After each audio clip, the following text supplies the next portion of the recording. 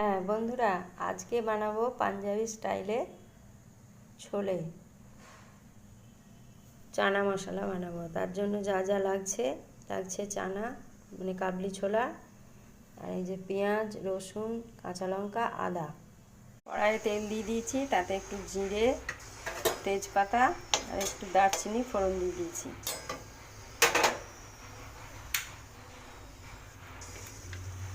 তেল গরম হয়ে গেছে, এবার পেঁয়াজগুলো দিয়ে দেবো।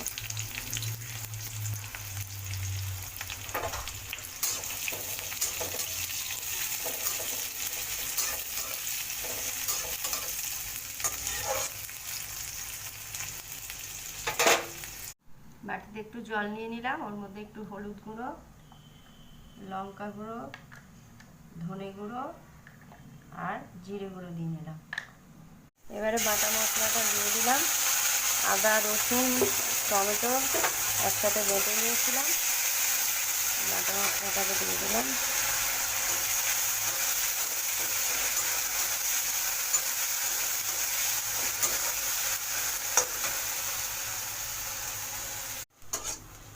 মশলার গোলানো জলটাও দিয়ে দিয়েছি।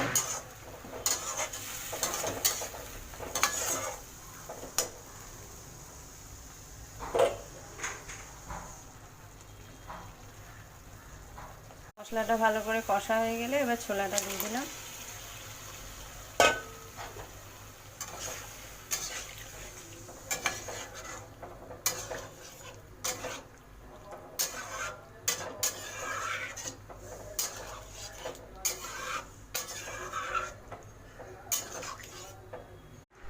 ছোলা সিদ্ধ করার সময় আমি নুন দিয়ে রেখেছিলাম, তাই আমি আর নুন দিইনি। এবার একটু ছোলা মশলা দিয়ে দিলাম নামাবার সময়, আর একটু কাসুরি মেথি দিয়ে দিলাম।